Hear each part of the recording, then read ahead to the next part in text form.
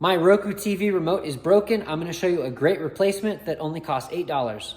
I'm not sure what happened, but this remote has stopped working. Replacing the batteries does nothing, so maybe somebody spilled some water on it or dropped it on the floor one too many times. So I need to replace it. I went to Walmart and I found this WatchOnn streaming remote. It was only $8. This is a perfect replacement for any type of smart TV, Apple TV, or Roku TVs. These remote controls are nice because of the size of them and the quality of the buttons. While the price is low, it doesn't feel cheap by any means. In fact, this authentic Roku remote feels a lot cheaper than this replacement. It comes with batteries, so you can use those, or if you have a different brand that you like, go ahead and put those in now.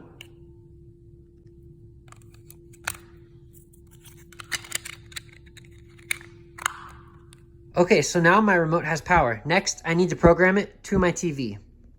There's multiple ways to program the remote to your TV. You can manually enter certain combinations to program the remote to the type of TV you have, or you can use a built-in automated method that will automatically go through the different type of scanning codes and it'll program directly to your TV. This is how you do that. First, make sure your remote has power. Press any button, and if the power button illuminates, then that means the batteries are correct and the remote is functioning. Next, you need to manually power on the TV that you're going to control. Since I'm going to be configuring a TV, I'm going to go ahead and press the TV button and the power button blinks. I'm going to press and hold the setup button until the power button blinks and then stays on. Then I'm going to press the input button one time.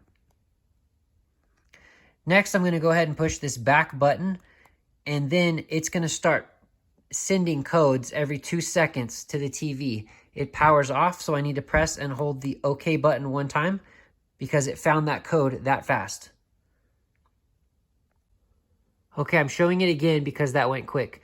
So it's scanning every 2 seconds, it's sending codes to the TV. If it doesn't get it right, nothing will happen. If it gets it correct, then what it's going to do is power off the TV. Within 2 seconds of the TV powering off, you have to press and hold the OK button so that it can lock in that code. So I am now waiting for the remote to find the correct code to the TV. Powering off, I'm going to click and hold that OK button. Okay, I think I pushed that OK button fast enough. You really got to be quick. I'm going to go ahead and try to power it on right now. I'll push the power on button one time. All right, and the TV turned on, so that means I got the right code, and now I can control it.